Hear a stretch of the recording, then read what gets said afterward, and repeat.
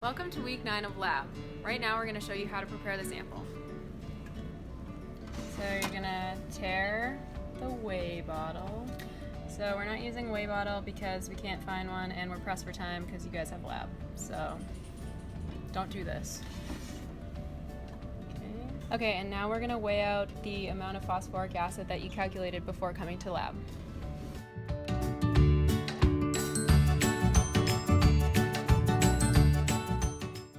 Okay, so now we're going to quantitatively transfer what you just weighed out of the phosphoric acid.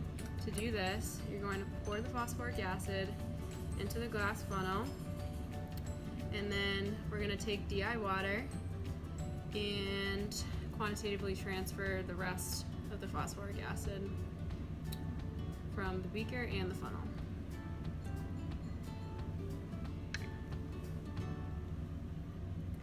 And then once you're done with that, you're going to fill up to the line with DI water.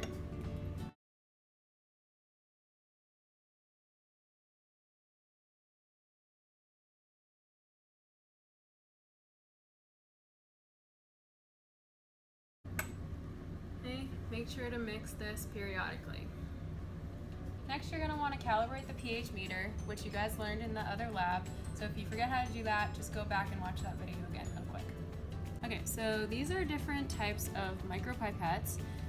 You can see how much they hold by the number at the top here. So this is 100 microliters, 200 microliters, 500 microliters, and this one is 200 again.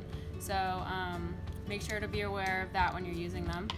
And then different size micropipettes have different tips sizes. So the one that's the smallest, is going to have the smallest tip, so that just goes right on there. And you want to make sure that when you're handling these, the tips for the micropipettes, that you don't touch the bottom, because that will contaminate your sample. So in order to make sure that this micropipette is taking up the same amount of liquid each time, you can practice with water. So press this all the way down and then take up the water, and then it should be filling up to about this line every time.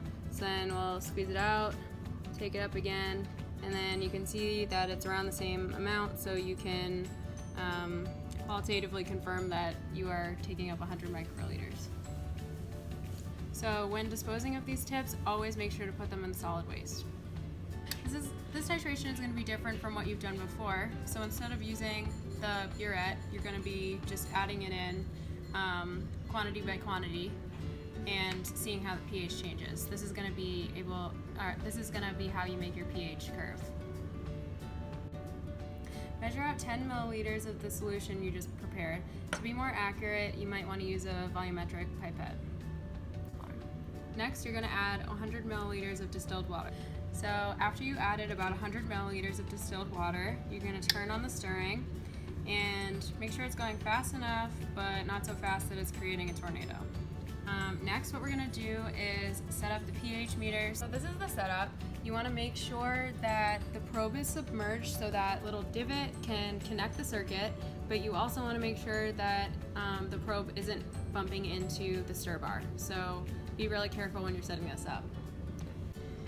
Before you start adding your NaOH, you're going to want to open Excel and start plotting your graph. You're going to want your x-axis to be the total amount of NaOH that you added and the y to be your pH.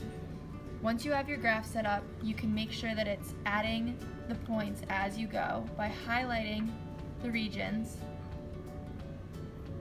Then go to Charts, Scatter, Mark Scatter. Then, to make sure that it's plotting the right points, you can click Select, and you want to make sure that your X values are whatever they are. So in my case, it'd be the A column, which is right, and then the Y column is your pH. Then you can change the name of it and add your axes titles. And once you have that all in, you should add, once you're adding your points, you'll just add them as you go. It should create some sort of graph like this. Okay, so when you're about to start titrating, you're going to want to start with the biggest size, which is 500 microliters. So you're going to take 500 microliters for NaOH, and you're going to put it kind of like on the side in the corner here. You don't want to stick the tip of this into the sample, and you don't want to squeeze it from all the way up here. You want to make sure that it's going directly into this corner here. So as we add this, the pH is going to change and become more basic. So you should see it plotting on your curve. So once you get to about here on your graph, you're going to want to change the pipette that you're using to a smaller size, like 200 to 100, just so that you can make sure that you catch this jump right here. That's the most important part of this. And you keep going, and then you're going to get a second jump.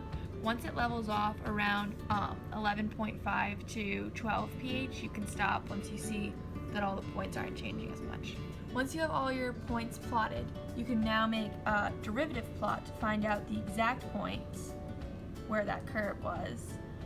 You do this by making on your Excel, you plot the pH, and then the total volume in milliliters is going to be your x-axis, and then you can do the change in pH. So to do that, to make sure it does it automatically, you can see in mine I did A4, which is this right here, the 2.01 minus A3, which is the one right before it. So then if you just drag that down, Excel already knows to just do it, so it'll do the math for you.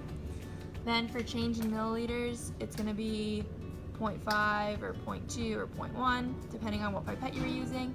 And then for your Y, it should be the change in pH, which is your C in my case, and over the change in milliliters, which is my D. And once you graph that, you should get something like this, and you can find the points. And I think that's the lab, right? Liters, because you don't really have Hi. Once you have all your